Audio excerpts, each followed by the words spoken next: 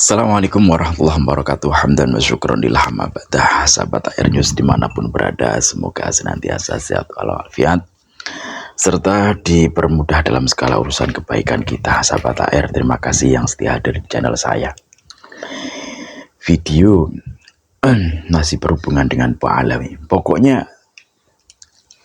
kita harus tetap berjuang ya. Jangan sampai kita kendor. Bagaimana agar negeri ini tidak dikuasai oleh Pak Alawi. Kalau biasa saya terangkan di di video saya yang kemarin maksudnya, itu selalu saya katakan orang Pahlawi itu ingin menguasai Indonesia, jalannya satu, dengan cara yakni terlebih dulu menguasai NU, ya.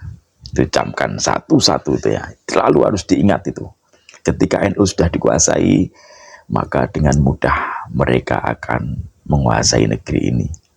Gerakan yang kedua yaitu pemalsuan makam. Karena sebagaimana kita tahu, orang NU akar rumput ini paling gemar untuk ziarah makam gitu kan. Ya gak salah ziarah makam untuk tabarukan kan, gak salah. Kalau ada yang menyalahkan, paling-paling ya orang Wahabi kan gitu. Gak apa-apa, ziarah kubur itu gak apa-apa.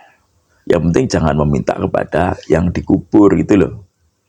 Mintanya tetap kepada Allah Subhanahu wa taala. Ke situ kita hanya wasilah, dalam artian kita mengirim doa kepada para waliullah tuh, kira kirim doa, kita kirim Fatihah. Tujuannya untuk apa? Ya untuk wasilah, lantaran kita untuk berdoa kepada Allah Subhanahu wa taala, minta kepada Allah Subhanahu wa taala agar diberikan keberkahan dalam kehidupan kita gitu ya. Jadi mintanya tetap kepada Allah. Jadi akan tetapi di sini yang paling bikin miris, yang kasihan terhadap warga NU akar rumput, yaitu ketika makam-makam itu ternyata palsu gitu loh. Makam-makam itu dipalsukan oleh para Pahlawi ya. Loh, kok iya? Apa iya dipalsukan? Lah. Jadi jangan ketinggalan berita ya. Itulah gunanya kita punya HP itu ya. Sekarang itu dunia dalam genggaman kita, ibaratnya kayak gitu ya. Jadi untuk mengakses semua berita tentang info itu bisa lewat HP sebagai referensi, kemudian kita cari sumbernya untuk kita teliti benar apa enggak gitu loh. Jadi jangan antipati terhadap modern. Kalau antipati terhadap modernisasi, yuk ketinggalan gitu ya. Makanya NU ini paling ketinggalan menurut saya. Kiai-kiai sepuhnya itu paling ketinggalan karena ya gaptek gitu loh. Jadi ya mau nggak mau, suka nggak suka, kita itu hidup di era milenial ya, hidup di abad milenial itu ya harus mengikuti. Kalau dulu nggak ada TV, ada TV ya ikuti TV. Kalau nggak gitu ya ketinggalan berita beneran gitu loh. Akhirnya dibodoh-bodohin, kita itu nurut saja itu ya.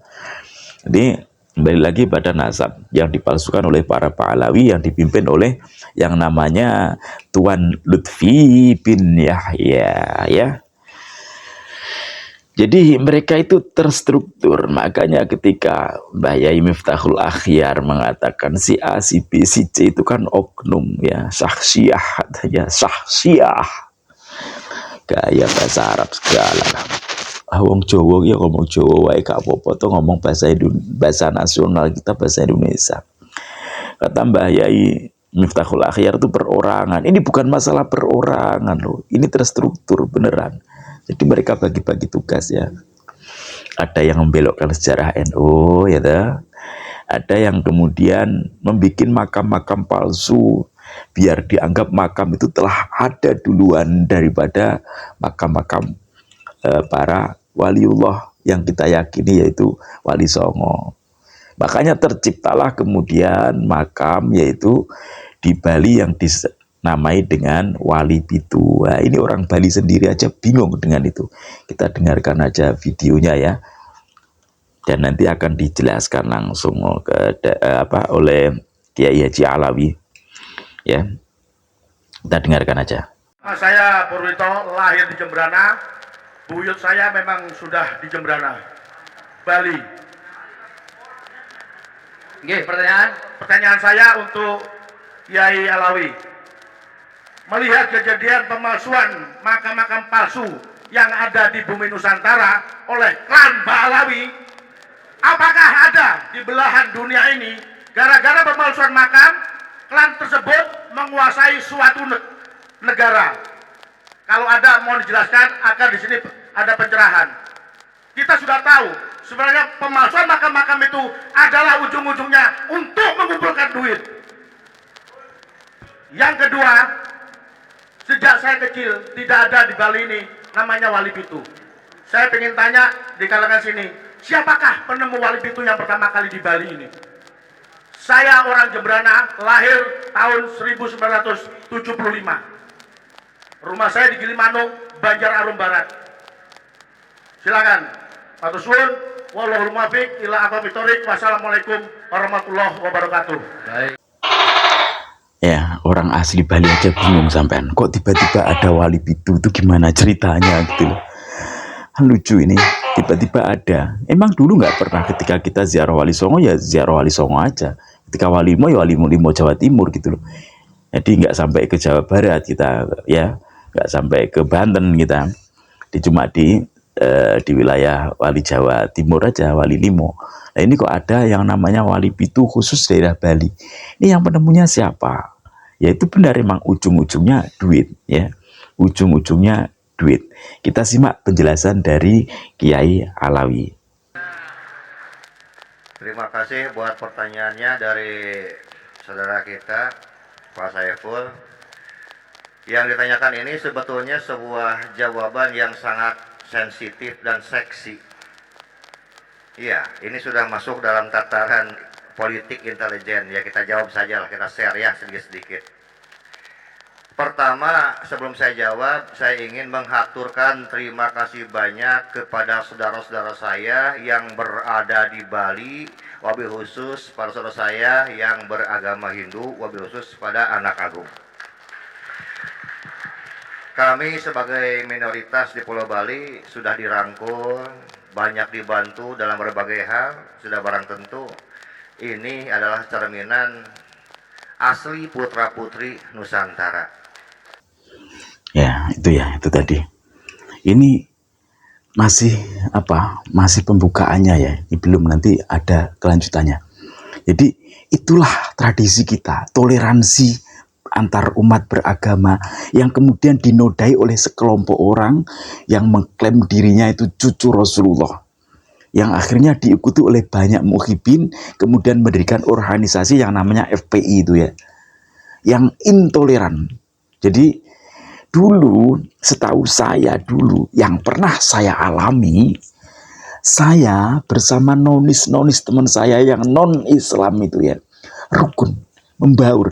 Bahkan dalam satu rumah ya, itu ada satu keluarga Muslim, ada keluarga yang lainnya yang Nasrani. Bahkan di dalam keluarga tersebut, setiap Jumat dan setiap Minggu kalau nggak salah, itu rumahnya dibuat kebaktian.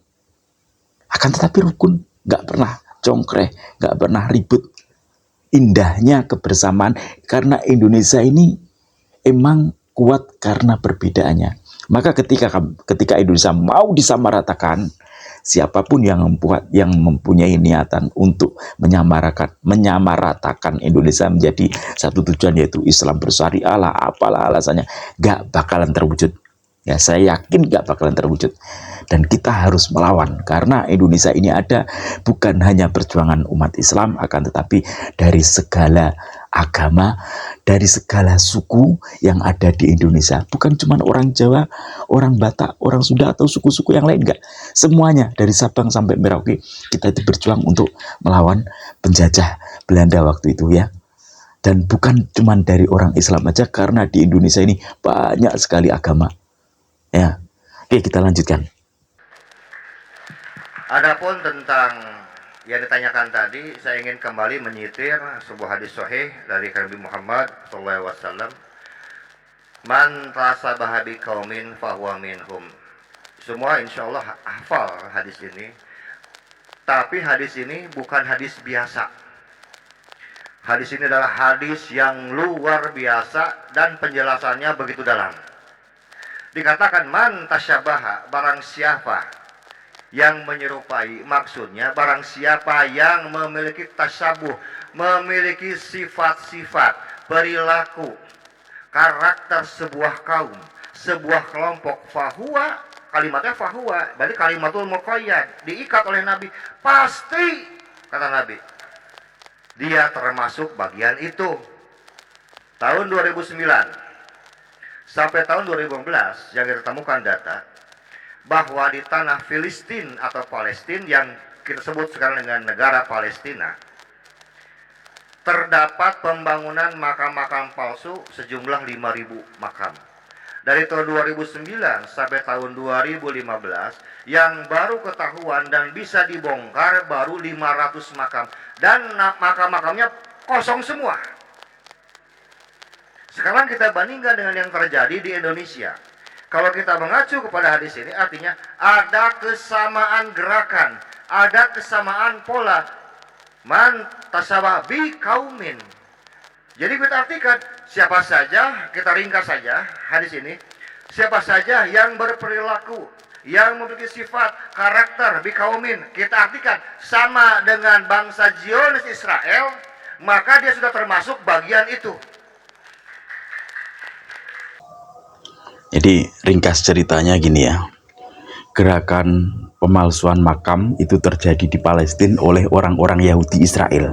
Jadi ketika di Indonesia kemudian ada juga pemalsuan makam-makam yang kemudian ketika dibongkar oleh putra daerah atau pribumi, kemudian makam itu ternyata kosong semua, itu ternyata makamnya makam palsu, dan ini gerakan ini sama dengan gerakan Yahudi Israel.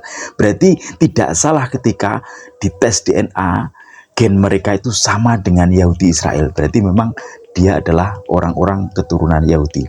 Semoga video ini bisa diambil hikmah untuk kita semuanya, ambil sisi baiknya, tinggalkan sisi buruknya. Wallahul muwaffiq ila aqwamit thoriq. Assalamualaikum warahmatullahi wabarakatuh. Salam NKRI.